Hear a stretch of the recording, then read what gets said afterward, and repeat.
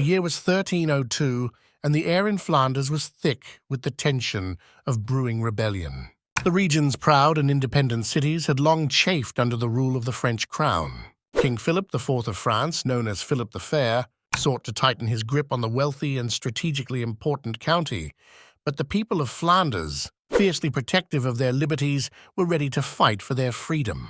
The spark of rebellion was ignited in the city of Bruges. French soldiers, stationed there to maintain order, had grown increasingly oppressive, their arrogance and brutality stoking the flames of discontent.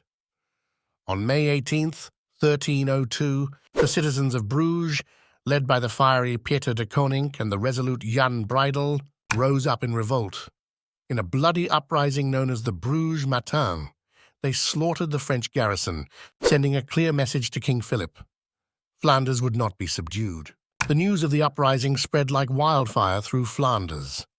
Cities and towns rallied to the cause, and soon a formidable force of Flemish militiamen, craftsmen, and peasants was assembled.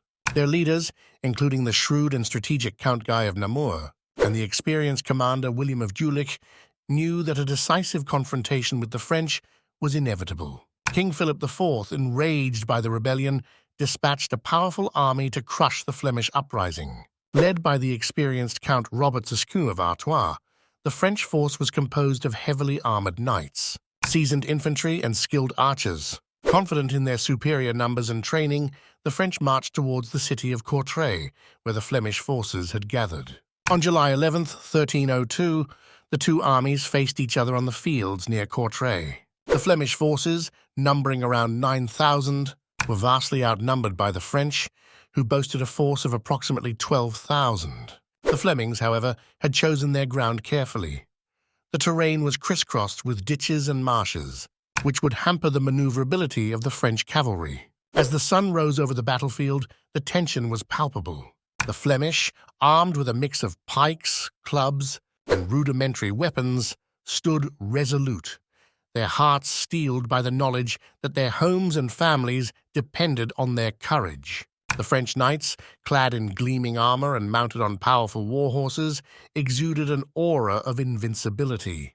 With a deafening roar, the French knights charged, their lances leveled and their banners flying. The ground shook beneath the thunderous hooves of their horses. The Flemish stood firm, their pikes braced against the ground. As the French cavalry reached the Flemish lines, they encountered a deadly obstacle, the hidden ditches and marshes. Horses stumbled and fell. Knights were thrown from their saddles, and the French charge descended into chaos. The Flemish seized the opportunity, their pikes thrusting upwards into the exposed bellies of the fallen knights. The air was filled with the clash of steel, the screams of the wounded, and the cries of the dying. The initial French charge had been repelled, but the battle was far from over. Count Robert of Artois, furious at the unexpected resistance, ordered a renewed assault. The French infantry, supported by archers, advanced in disciplined ranks. The Flemish, fighting for their lives and their freedom, met them with a ferocity born of desperation. In the thick of the battle, the Flemish commanders rallied their troops. Count Guy of Namur moved through the ranks, his presence inspiring the men to fight on. William of Jülich, his sword flashing in the sunlight, led a counterattack that broke through the French lines, sowing confusion and panic. As the battle raged on, the French knights made a final desperate charge. Count Robert of Artois, seeking to turn the tide, led his knights in a frontal assault against the Flemish centre. The Flemish, however, had anticipated this move. They had placed their most experienced and determined fighters at the heart of their formation. The two forces collided in a brutal melee. The Flemish, fighting with the strength of desperation, held their ground. The French knights, exhausted and demoralized, began to falter. Count Robert, realizing the battle was lost, tried to rally his men, but it was too late. The Flemish pressed their advantage, cutting down the French knights and driving the survivors from the field. The battlefield was littered with the bodies of fallen knights and horses. The Flemish, against all odds, had achieved a stunning victory. As the sun set over Courtrai, the Flemish forces gathered the spurs of the fallen French knights, a symbol of their triumph. This victory became known as the Battle of the Golden Spurs. The defeat at Courtrai sent shockwaves through Europe. The myth of the invincibility of French chivalry had been shattered. For the people of Flanders, the victory was a testament to their courage and determination. It was a turning point in their struggle for independence, inspiring other regions to rise against oppressive rule. The Battle of the Golden Spurs became a symbol of Flemish pride and resilience. It was celebrated in songs and stories, passed down through generations.